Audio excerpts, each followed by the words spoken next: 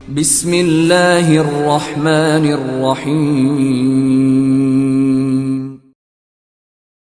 Episode 4۔ کتاب کا نام سنہری غول، مصنف اسلم راہی MA۔ رسول اللہ صلی اللہ علیہ وسلم نے فرمایا، اے عدی، اگر تمہاری زندگی کچھ لمبی ہوئی تو تم دیکھو گے کہ ہودج میں ایک عورت اکیلی حرا سے سفر کرے گی اور مکہ پہنچ کر کعبے کا طواف کرے گی، اور اللہ کے سوا اسے کسی کا بھی خوف نہ ہوگا۔ یہ ان قبائلی ڈاکوؤں کی داستان ہے جنہوں نے اسلام قبول کرنے کے بعد اپنی دنیا و آخرت بنا لی تھی۔ جنید اور سلیمان کا ریوڑ، جو اونٹ، گھوڑوں اور بکریوں پر مشتمل تھا، پہاڑ کے ایک وسیع رقبے میں پھیلا ہری ہری گھاس چر رہا تھا، اور وہ دونوں ایک اونچے ٹیلے کی ایسی جگہ بیٹھے کھانا کھا رہے تھے جہاں سے انہیں اپنا پورا ریوڑ دکھائی دے رہا تھا۔ قریب ہی اسما پانی کا مشکیزہ اپنے سامنے رکھے دونوں کو پانی پلاتی جا رہی تھی۔ ان کے بائیں جانب تھوڑی ہی دور سمام اور ہرسما جنگل میں لکڑیاں کاٹ رہے تھے۔ ہرسما نے اپنا پسینہ پوچھتے ہوئے سمام سے کہا، سمام، سخت پیاس لگی ہے، چلو چشمے سے پانی پی کر آتے ہیں۔ سمام نے کلہڑا روکے بغیر ہی کہا، جاؤ تم پی آؤ۔ تم نہیں جاؤ گے؟ مجھے پیاس نہیں ہے۔ ہرسما بائیں طرف پہاڑ کے اوپر چشمے سے پانی پینے چلا گیا تھا۔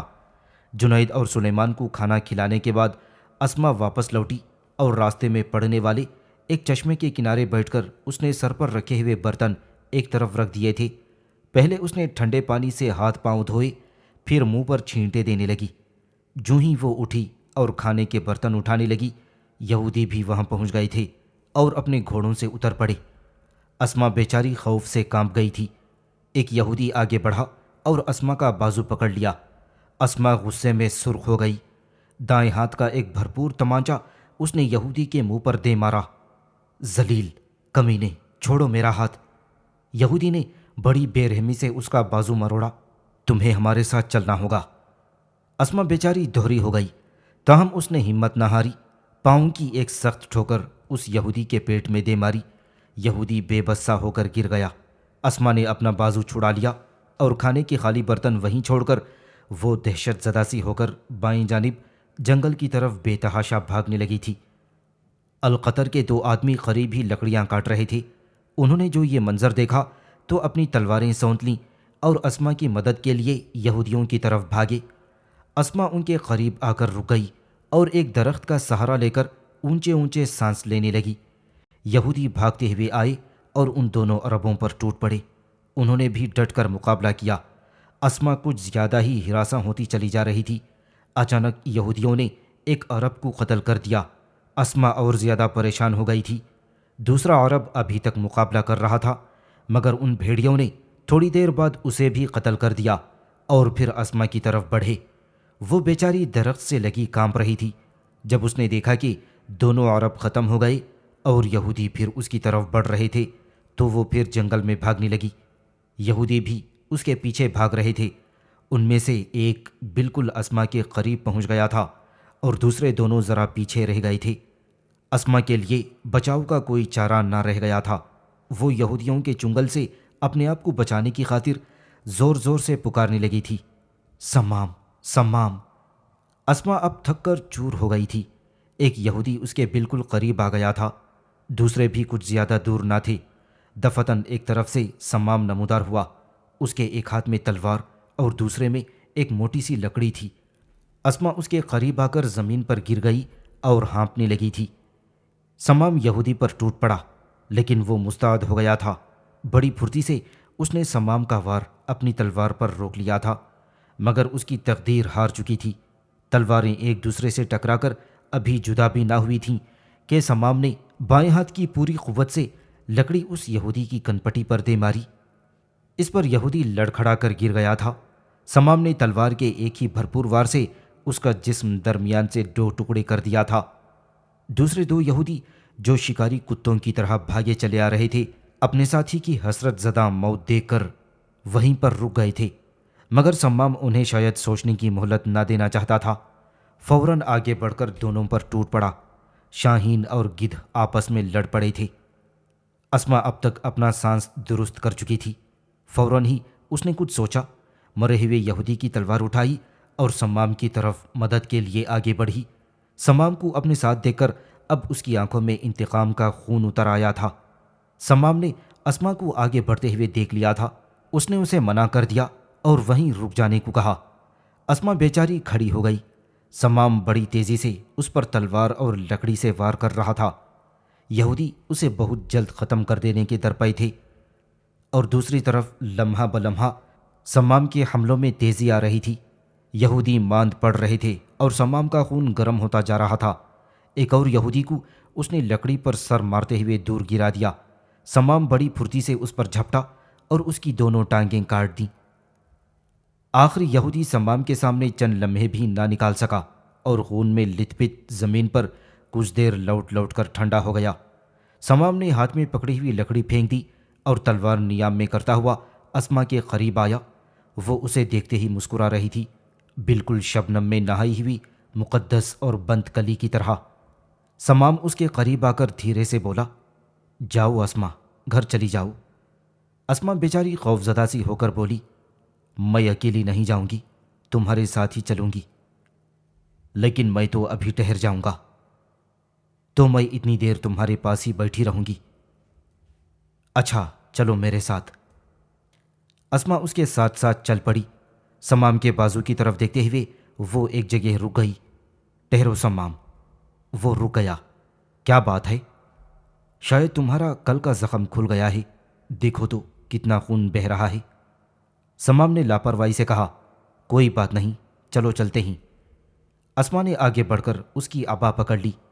نہیں تم ٹھہرو، میں پٹی باندھ دیتی ہوں۔ پھر وہ اپنی عبا کا پہلو پھاڑنے لگی تھی۔ سمام نے اس کا ہاتھ پکڑ لیا۔ رہنے دو اسما، کیوں تکلیف کرتی ہو؟ کوئی اتنا بڑا زخم نہیں ہے، خود ہی ٹھیک ہو جائے گا۔ معمولی زخم کہاں ہے، چھوڑو میرا ہاتھ۔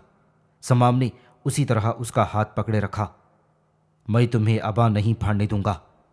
اسما نے ایک بار غور سے اس کی طرف دیکھا، پھر لجا سی گئی اور نگاہیں جھکاتے ہوئے کہا، اچھا میں عبا نہیں پھاڑتی، میرا ہاتھ تو چھوڑو نا، میں پہلے والی پٹی ہی درست کر دیتی ہوں۔ اس پر سمام مان گیا، ہاں یہ ٹھیک ہے، اور اپنا شانہ اس کی طرف کر دیا۔ اسما سیدھی کھڑی ہو گئی اور پہلی پٹی جو ایک طرف کھسک گئی تھی درست کر دی۔ اتنی دیر میں ہرسما بھی پانی پی کر آ گیا تھا۔ سمام اور اسما کے قریب بکھری ہوئی یہودیوں کی لاشیں دیکھتے ہوئے اس نے پریشانی سے پوچھا، کیا ہوا سمام؟ اسما اس کے پٹی باندھ چکی تھی۔ اس نے اپنا بازو آگے پیچھے ہلاتے ہوئے کہا، جھگڑا ہو گیا تھا ان کے ساتھ۔ مگر کیسے؟ سمام نے غصے سے کہا، یہ ذلیل اسما کو اٹھا کر لے جانا چاہتے تھے۔ ہرسما غصے سے سرخ ہو گیا، تو یہودی ہم پر اس قدر مسلط ہوتے جا رہے ہیں کہ ان کے ہاتھ اب ہماری ماں اور بہنوں پر بھی اٹھنے لگے ہیں۔ ایسی ذلت کی زندگی سے تو ہمارے لیے مر جانا ہی بہتر ہے۔ پھر خود بخود ہی اس کی گردن جھک گئی، پر اس میں کسی اور کا کیا قصور؟ جو کچھ بھی ہو رہا ہے سب ہماری غفلت شعاری اور سہل انگاری کا باعث ہے، ورنہ انہیں سرعام اسما کو اٹھا لے جانے کی ہمت نہ ہوتی۔ سمام نے غصے سے ملی جلی آواز میں کہا، یہودیوں کا یہ رویہ اب زیادہ عرصہ نہ رہے گا۔ میں آج ہی سردار سے بات کر کے بستی کے جوانوں کی ایک ایسی جماعت تیار کرنے کی کوشش کروں گا جو نامساعد حالات کا مقابلہ کرنے کے لیے ہر وقت تیار رہے۔ ایسی صورت میں یہودی بلا جھجک ہماری بستی کا رخ کرنے کی کوشش نہ کریں گے اور نہ ہی قرض کی ادائیگی کے سلسلے میں بیجا سختیاں ہی روا رکھ سکیں گے۔ ہرسما نے بھی کچھ سوچ کر کہا، سمام ہمیں فوراً گھر چلنا چاہیے۔ یہودی ہمارے آدمیوں کے قتل کا سن کر ضرور کوئی بڑا قدم اٹھائیں گے، اور قبل اس کے کہ کوئی افسوسناک حادثہ رونما ہو جائے ہمیں ان حالات کی خبر فوراً سردار کو کر دینی چاہیے۔ اسما بھی فکر مند ہو گئی۔ ہرسما ٹھیک کہتا ہے سمام، چلو گھر چلیں۔ ابھی وہ اسی تذبذب میں ہی کھڑے تھے کہ جعفر اور بستی کے کچھ اور جوان بھی اسما کو ڈھونڈتے ہوئے وہاں پہنچ گئے۔ ان کے ساتھ ساتھ جنید اور سلیمان بھی بھاگتے ہوئے اسی طرف آ رہے تھے۔ جعفر جو ہی گھوڑے سے اترا، اسما بھاگ کر اس سے لپٹ گئی۔ بابا، یہودی مجھے اٹھا کر لے جانا چاہتے تھے۔ ہرسما پانی پینے گیا ہوا تھا، سمام نے ان تینوں یہودیوں کو قتل کر دیا۔ جعفر آگے بڑھا اور سمام کو گلے سے لگا لیا۔ مجھے تم سے یہی امید تھی، چلو میرے ساتھ، اب تم اس جنگل میں لکڑیاں کاٹنے نہیں آیا کرو گے۔ آج کے بعد میں تمہیں بستی کے جوانوں کو مسلح اور متحد کرنے کی ذمہ داری سونپتا ہوں۔ اس کے لیے سب اخراجات میں برداشت کروں گا۔ ہر سما بھی اس معاملے میں تمہارا دست راست ہوگا۔ یہودیوں سے اب کسی بھلائی کی امید نہیں، وہ ضرور کوئی بڑا قدم اٹھائیں گے۔ چلو جلدی کرو، واپس چلیں۔ جنید اور سلیمان سنجیدگی سے سر جھکائے کھڑے تھے۔ سلیمان آہستہ آہستہ آگے بڑھا اور سمام کے قریب ہو کر آہستگی سے کہا، میری بہن کی عزت بچا کر تم نے القطر پر بہت بڑا احسان کیا ہے۔ کاش میں تم جیسے صحرا نشین کے کسی کام آ سکتا۔ مجھے معلوم نہیں کہ یہودیوں کا اب کیا رویہ ہوگا، تاہم اگر تمہیں کسی کی مدد کی ضرورت ہوئی تو میرا سر سب سے پہلے حاضر ہوگا۔ میں تم جیسے سرفروش کی مصاحبت میں ہمیشہ فخر محسوس کروں گا۔ جنید بھی آگے بڑھا، گو میں ایک بکریاں چرانے والا معمولی چرواہا ہوں، مگر کسی بھی معاملے میں تمہیں مایوس نہ کروں گا۔ القطر کے لوگ تمہاری رہنمائی میں متحد ہو کر اگر ایک قوت بن جائیں گے تو یہ عربوں کی خوش قسمتی ہوگی۔ جعفر پھر بولا، جلدی کرو سمام، چلتے ہیں۔ اسما مسکرا اٹھی، بابا ٹھیک کہتے ہیں سمام، جلدی واپس چلیں۔ سمام نے دھیرے سے کہا، میں اپنا سامان وہاں سے لے لوں، پھر چلتے ہیں۔ سمام کے ساتھ سب ادھر ہو لیے جہاں وہ لکڑیاں کاٹ رہا تھا۔ جعفر نے واپس آتے ہی بستی میں ہنگامی حالات کا اعلان کر دیا تھا۔ القطر کا بچہ بچہ یہودیوں کے خلاف اٹھ کھڑا ہوا تھا۔ جوانوں میں عجیب سا جوش اور ولولہ تھا۔ بوڑھے آپس میں صلاح مشورہ کر رہے تھے۔ سمام، ہرسما، جنید، سلیمان اور بستی کے بے شمار دوسرے جوان گلی گلی گھوم کر یہودیوں کے خلاف نفرت پھیلاتے ہوئے سب لوگوں کو سردار کے بیرونی احاطے میں جمع ہونے کو کہہ رہے تھے۔ سہپہر کے قریب بستی کے 3000 کے قریب جوان اور 600 کے لگ بھگ ادھیڑ عمر اور بوڑھے مردوں کے علاوہ بے شمار عورتیں بھی وہاں جمع ہو چکی تھیں۔ ہر جوان تلوار، ڈھال، تیر کمان اور ترکش سے آراستہ تھا۔ کچھ کے پاس زرہ بھی تھیں اور کچھ خالی ہاتھ بھی تھے۔ جعفر نے ہاتھ ہلا ہلا کر لوگوں کو خاموش کرایا۔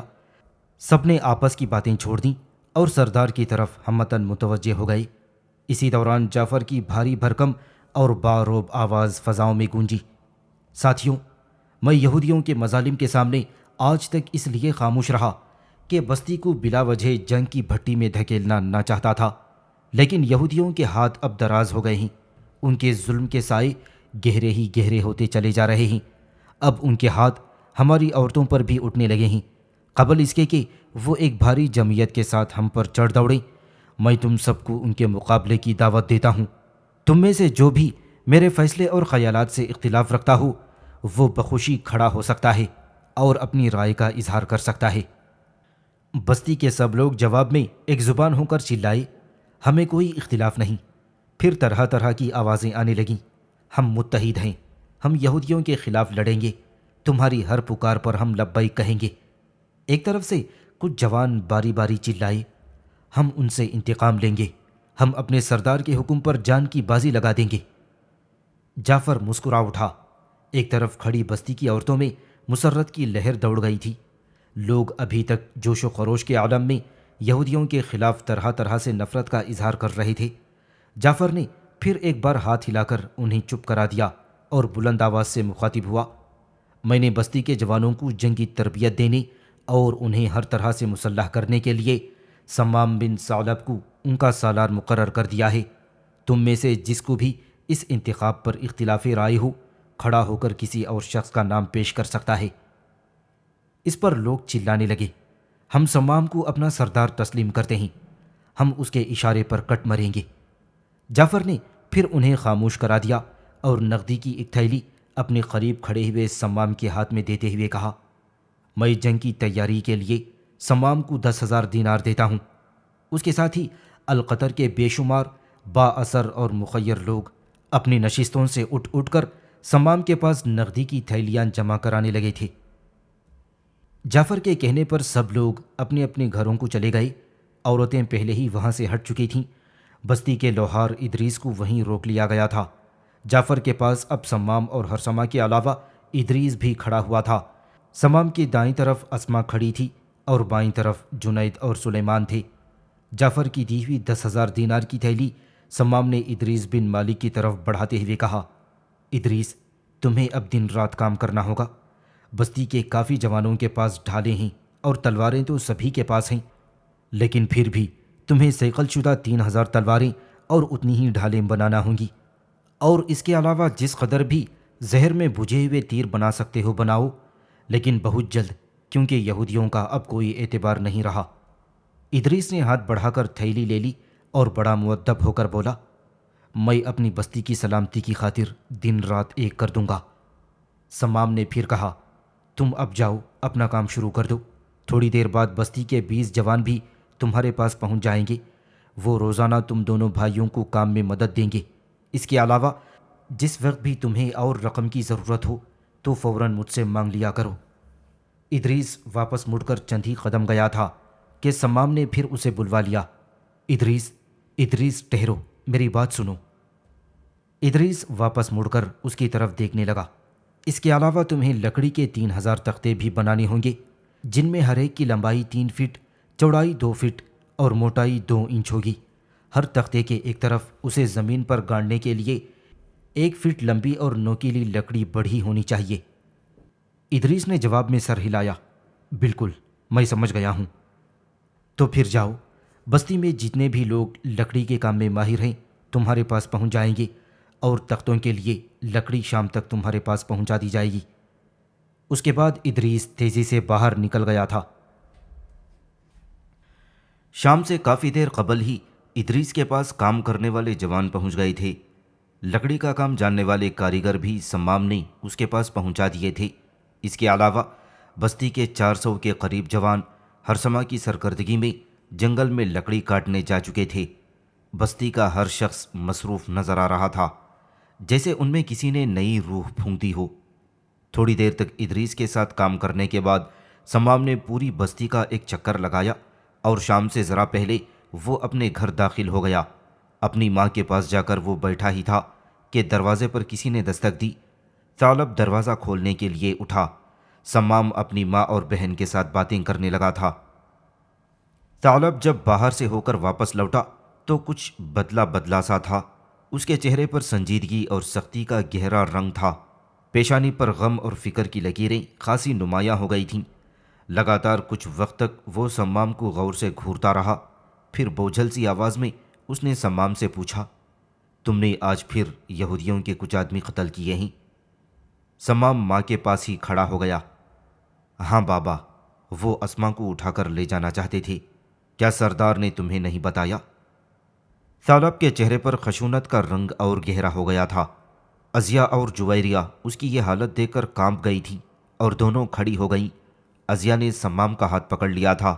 ثعلب بڑی تیزی سے لکڑی کے ایک صندوق کی طرف بڑھا، جلدی جلدی اسے کھولا اور درمیان میں بند ایک تلوار باہر نکالی۔ وہیں کھڑے کھڑے اس نے تلوار کو الٹ پلٹ کر دیکھا، پھر ایک جھٹکے کے ساتھ اس نے تلوار بے نیام کی۔ وہ چمکتی ہوئی ایک بھاری تلوار تھی۔ ثعلب اسے ہوا میں لہرا لہرا کر دیکھنے لگا، پھر آہستہ آہستہ سمام کی طرف بڑھا۔ ازیا کچھ سوچ کر خوف سے کانپ گئی، اپنی جگہ سے فوراً اٹھی اور سمام کے سامنے کھڑے ہوتے ہوئے ثعلب سے کہا، میرے بچے کو تم نے اگر کچھ کہا تو بہت برا ہوگا۔ سمام ماں کے شانوں پر ہاتھ رکھے مغموم سا کھڑا تھا۔ ثعلب اس کے قریب آ کر تلوار پر ہاتھ مارتے ہوئے اس کی دھار کا جائزہ لینے لگا۔ جویریہ اس کی اس حرکت پر دہشت زدہ سی ہو گئی تھی۔ فوراً اٹھ کر وہ سمام سے لپٹ گئی اور ثعلب کی طرف دیکھتے ہوئے بولی، بابا، اخی پر آپ نے ہاتھ اٹھایا تو میں آپ سے کبھی نہیں بولوں گی۔ ثعلب نے چند قدم اور آگے بڑھ کر کچھ کہنا چاہا، مگر زبان اس کا ساتھ نہ دے سکی۔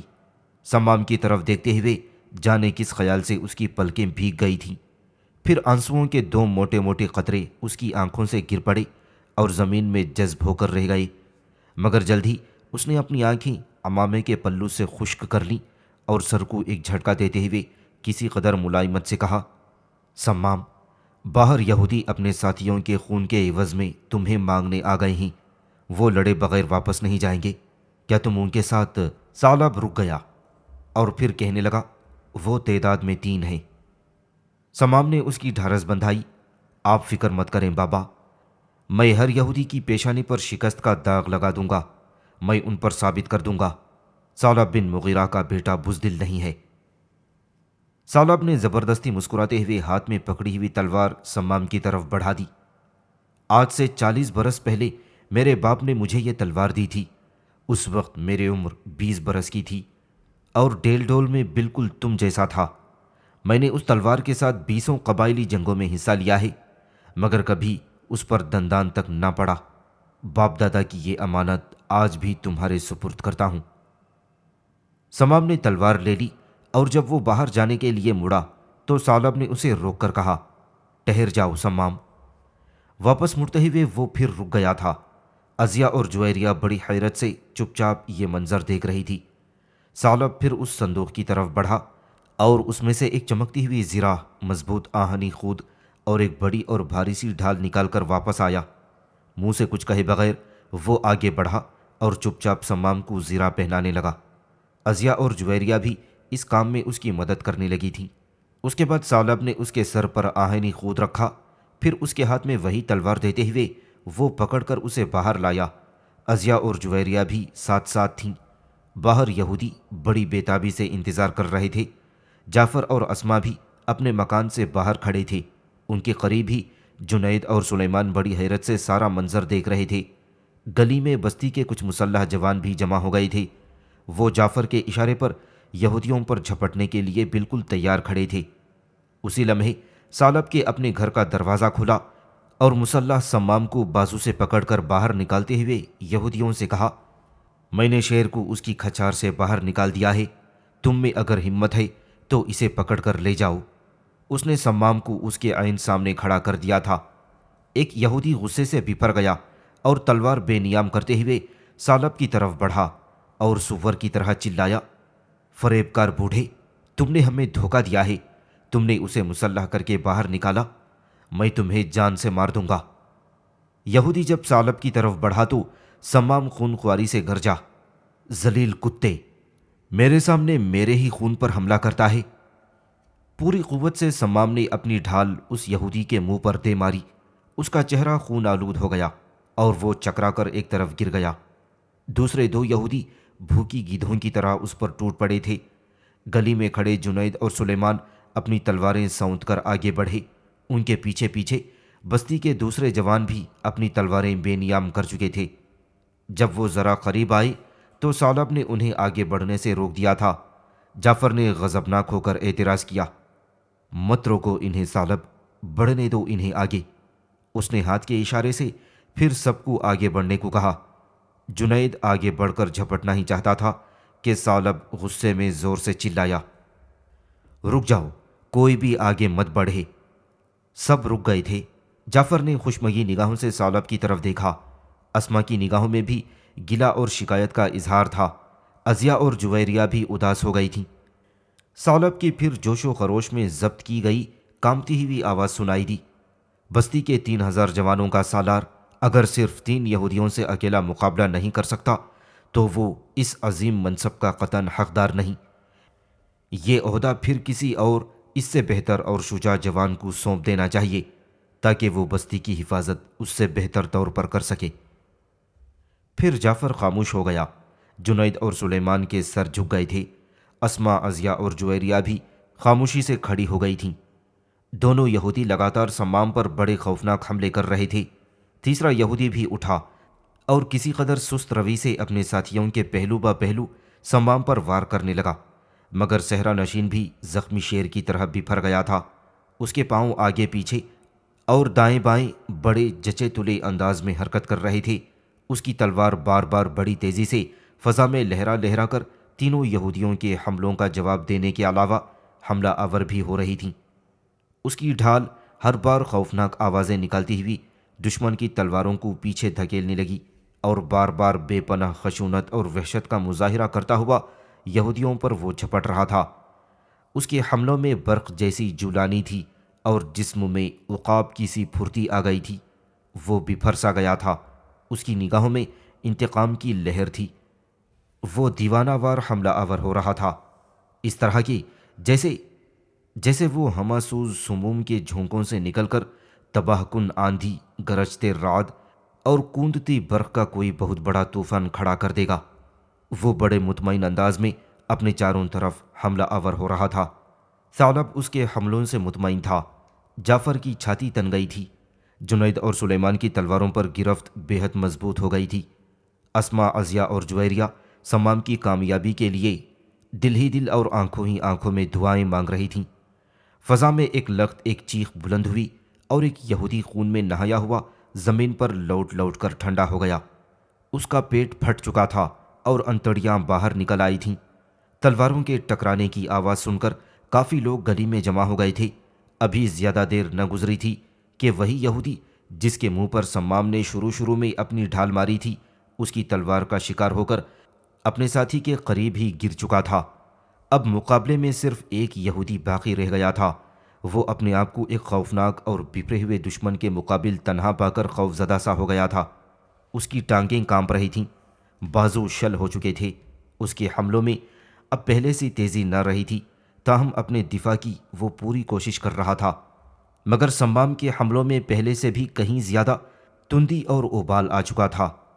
اکیلے یہودی کو وہ بچوں کی طرح اپنے آگے آگے بھگا رہا تھا۔ یہودی نے بار بار جمنا چاہا مگر کامیاب نہ ہو سکا۔ زمام کی وزنی تلوار کی چمک میں اسے اپنی موت صاف دکھائی دے رہی تھی۔ وہ بھاگ جانا چاہتا تھا، مگر ایسے خطرناک دشمن سے بھاگ نکلنا بھی تو آسان نہیں تھا۔ اور عین اس لمحے جبکہ وہ پیچھے ہٹ رہا تھا، سمام نے اپنی ڈھال اس کے شانے پر دے ماری۔ یہودی اپنا توازن کھو بیٹھا اور لڑکھڑانے لگا۔ سمام کی تلوار بلند ہو کر جھکی اور یہودی کو خون میں نہلا گئی۔ فضا میں ایک مہیب چیخ بلند ہو کر فضا کو کربناک بناتی ہوئی معدوم ہو گئی تھی۔ جویریہ بھاگ کر سمام سے لپٹ گئی۔ عزیہ نے اس کے سر سے خود اتار کر اس کی پیشانی چوم لی۔ ثعلب نے آگے بڑھ کر اسے گلے سے لگا لیا تھا۔ جعفر اور اسما مسکرا رہے تھے۔ جنید، سلیمان اور بستی کے دونوں جوانوں کے سر اونچے ہو گئے تھے۔ بستی کا بوڑھا سردار سمام کا ہاتھ پکڑ کر اپنے گھر لے گیا تھا۔ اسما، عزیہ اور جویریہ بھی اس کے ساتھ تھیں۔ ثعلب، جنید اور سلیمان بستی کے جوانوں کے ساتھ مل کر یہودیوں کی لاشوں کو ٹھکانے لگانے کا بندوبست کرنے لگے تھے۔ شام کی سیاہی پھیل چکی تھی۔ اندھیرے ہر سو دندنا رہے تھے۔ صحرا کی طرف سے آنے والی ہوائیں کھجور کے گھنے اور تناور درختوں سے ٹکراتی ہوئی دل فریب اور خوشکن سرسراہٹ پیدا کرنے لگی تھیں۔ دور دور تک پھیلے ہوئے سفید صحرا کے سپاٹ سینے پر کہیں کہیں بستیوں اور نخلستانوں میں روشنی کے نشانات تاریک رات کے مسافروں کی رہنمائی اور درب انگیزی کا سماں پیدا کر رہے تھے۔ ایسے سمے عزیہ صحن کے ایک طرف کھانا پکا رہی تھی۔ ثعلب بھی اس کے پاس بیٹھا تھا۔ جویریہ بکریوں کا دودھ دوہ رہی تھی اور سمام اپنے گھوڑے کے آگے گھاس ڈال رہا تھا کہ اسما اندر آئی اور عزیہ سے پوچھا، سمام کہاں ہے خالہ؟ عزیہ نے صحن میں ایک طرف اشارہ کیا۔ وہ کھڑا ہے اپنے گھوڑے کے پاس۔ سمام نے بھی سن لیا تھا، لہٰذا وہ ادھر ہی آ گیا۔ اسما اسے دیکھتے ہی بولی، سمام، بابا تمہیں بلا رہے ہیں۔ مگر کیوں؟ وہ اس سے قریب ہو کر بولا۔ اسما نے شوقی سے کہا، بس بلا رہے ہیں، کیوں کا کیا مطلب ہوا؟ سمام ماں کی طرف بڑھ گیا۔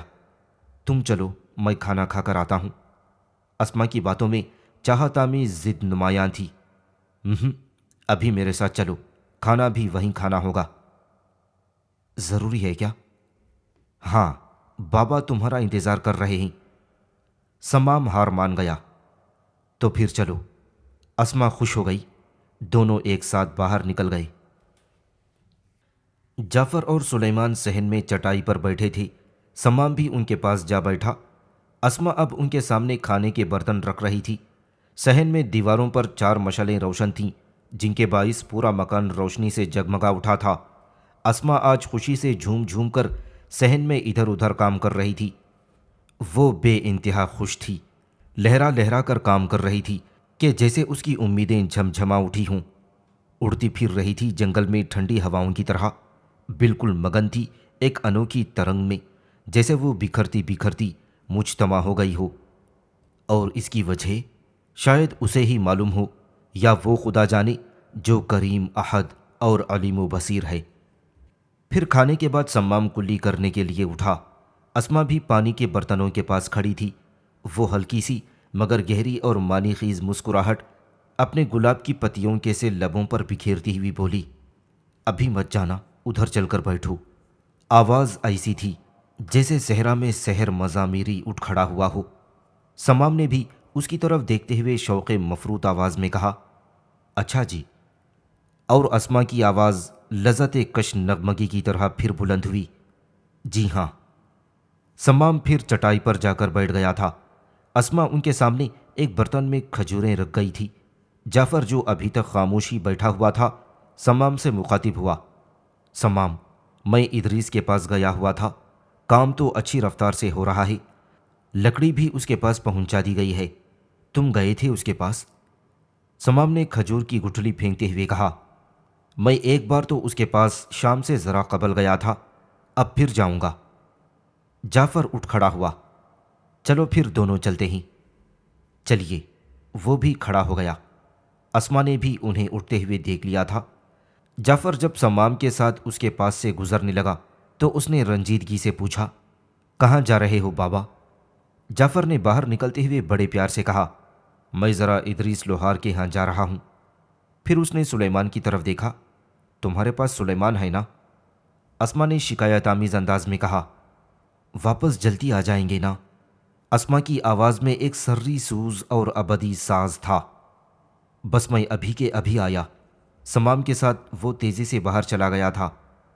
بستی کے بازار سے گزرنے کے بعد جب وہ ایک گلی میں داخل ہوئے تو جعفر نے ذرا تجسس کے انداز میں پوچھا، سمام، وہ جو تم لکڑی کے تختے بنا رہے تھے ان کی افادیت میری سمجھ میں نہیں آتی، کیا ان کا بنوانا ضروری ہے؟ جی ہاں، سمام نے بڑے اعتماد سے کہا، لیکن ان کا کیا کرو گے؟ جب وقت آئے گا آپ خود ہی سمجھ جائیں گے۔